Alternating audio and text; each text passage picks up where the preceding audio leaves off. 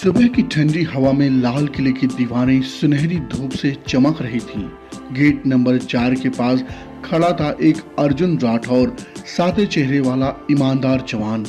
हर दिन की तरह उसने अपने सूट बूट झाड़े, टोपी सीधी की और मंदिर की ओर कदम बढ़ाए। वो मंदिर जहां भगवान हनुमान की छोटी सी मूर्ति थी। मंदिर के बाहर बैठा रहता था एक बंदर। लोग उसे बजरंगी कहते थे। अर्जुन हर दिन उसकी ओर मुस्कुराता, एक केला निकालता, 2 हिस्सों में तोड़ता, एक बजरंगी के लिए, दूसरा अदिति के नाम पर।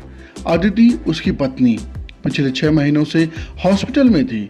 डॉक्टरों ने उम्मीद छोड़ दी थी, पर अर्जुन ने नहीं। वो मंदिर की घंटी बजाकर बस यही कहता, बाबा अगर आप सच में हैं तो मेरी अदिति को वापस भेज दीजिए। बजरंगी पास आकर उसका हाथ छूता, जिसे समझ रहा हो कि ये प्रार्थना दिल से निकली है। कभी कभी वो मंदिर के भीतर जाकर मूर्ति के सामने बैठ जाता, जैसे पहरेदार हो उस जगह का। उस दिन भी वही हुआ। अर्जुन ने हाथ जोड़कर आंखें बंद की और तभी जेब से मोबाइल वाइब्रेट हुआ। स्क्रीन पर माँ का नाम चमक रहा था। बेटा, अदिति ने आंखें खोल दी हैं। अर्जुन की आंखों से आंसू फूट पड़े। वो झट से पलटा। बजरंगी मूर्ति के पास बैठा था। सूरज की किरणें उसके माथे पर पड़ रही थी। वो ऐसे दिख रहा था जैसे कोई आशीर्वाद दे रहा हो। उस दिन के बाद अर्जुन के भीतर कुछ बदल गया। अब उसकी ड्यूटी सिर्फ नौकरी नहीं, एक व्रत बन गई थी। लाल किले की रक्षा जैसे मंदिर की रक्षा। लेकिन नियति कुछ और ही लिख रही थी। 3 महीने के बाद एक रात डीसीपी मलिक ने मीटिंग बुलाई। खुफिया सूचना है, कोई बड़ा धमाका होने वाला है। लाल किला निशाने पर है। कमरे में सन्नाटा छा गया। अर्जुन के मन में अजीब सी बेचैनी उठी। उसे याद आया, कल से बजरंगी मंदिर में नहीं दिखा। सुबह उसने मुरली से पूछा, वो बंदर दिखा क्या? मुरली हंस पड़ा, अभी वो बंदर नहीं, शैतान था, कहीं और चला गया। अर्जुन चुप रहा और अंदर से एक खटका था। अंदर से उसको कुछ लगा था।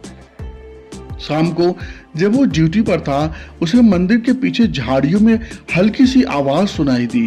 टार्च की रोशनी डाली, वो बजरंगी था। उसके हाथ में किसी इंसान का आईडी कार्ड था, महेश चौहान, सब इंस्पेक्टर। अर्जुन का दिल तेजी से धड़कने लगा। ये कैसे? महेश चौहान तो उसी यूनिट में था। कल ही तो लाल किले की जांच में आया था। अर्जुन ने कार्ड उठाया और देखा मिट्टी में कुछ उकेरा हुआ था। 3 निशान और एक शब्द, अंदर। उस रात अर्जुन ने सीसीटीवी देखा। महेश चौहान सच में उस दिन टनल एरिया में गया था, जहां किसी को जाने की अनुमति नहीं थी। अगली सुबह अर्जुन ने कुछ सबूत डीसीपी को दिखाए, पर डीसीपी हंस पड़ा। राठौर, तुझे एक बंदर की बात पर यकीन है? अर्जुन ने कहा, सर वो बंदर साधारण बंदर नहीं है। वो कुछ बताना चाहता है जिसको हम लोग समझ नहीं पा रहे हैं। वो बंदर कुछ हमको संकेत कर रहा है जिसको समझना बहुत जरूरी है।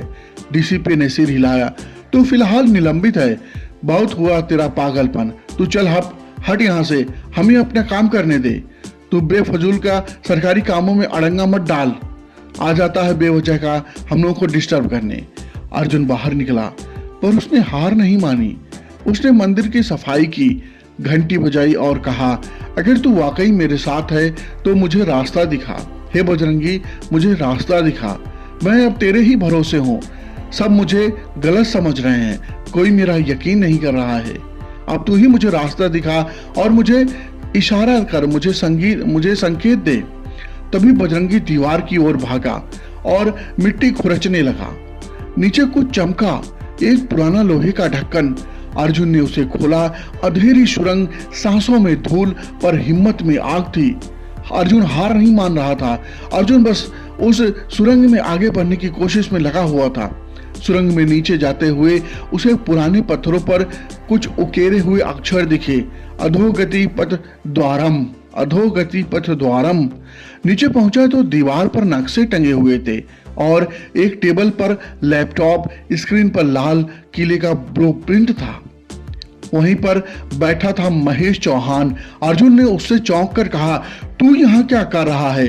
तू बता, तू क्या कर रहा है? अर्जुन गर्जा। चौहान हंसा, देशभक्ति का नशा है मुझे। अब देख, आज तेरा लाल किला उड़ेगा। अर्जुन एकदम शॉक में आ गया कि ये क्या। वो रिमोट उड़ाने ही वाला था कि बजरंगी ऊपर से कूद पड़ा। रिमोट उसके हाथ से गिरा और फटने से पहले बुझ गया। गोदाम में धुआं फैल गया। अंधेरे में बस हनुमान चालीसा की आवाज गूंज रही थी। अर्जुन ने चौहान को पकड़ लिया। टीम पहुंच गई और पूरे ऑपरेशन को रोक लिया गया। लेकिन जब सब खत्म हुआ, बजरंगी वहां पर नहीं था। सिर्फ उसका जीपीएस कॉलर पकड़ा था और मिट्टी पर उकेरे शब्द थे, जय हनुमान। कुछ दिन बाद अदिति ठीक होकर घर लौटी। अर्जुन ने फिर से वर्दी पहनी। हर सुबह मंदिर जाता, 2 केले लेकर, एक मूर्ति के आगे रखता, दूसरा उसी खाली चौकी पर जहां पर बजरंगी बैठा करता था। मुरली बोला, अभी भी लाता है, वो तो चला गया। अर्जुन मुस्कुराया, वो गया नहीं, बस अब दिखाई नहीं देता। कैमरा ऊपर उठता है। लाल किले की दीवार पर सूरज की रोशनी पड़ती है। मंदिर की घंटी बजती है, पीपल के पत्ते हिलते हैं और हवा में गूंजती है आवाज, जय बजरंगबली।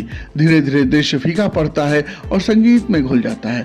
वो शक्ति जो आज इस देश में रखवाली करती है, कभी एक सैनिक के रूप में, कभी एक बंदर के रूप में और कभी किसी चमत्कार के रूप में। अगर आपको भी इस कहानी से प्रेरणा मिली है तो कमेंट में हमें जय बजरंगबली जरूर लिखें। बहुत बहुत धन्यवाद।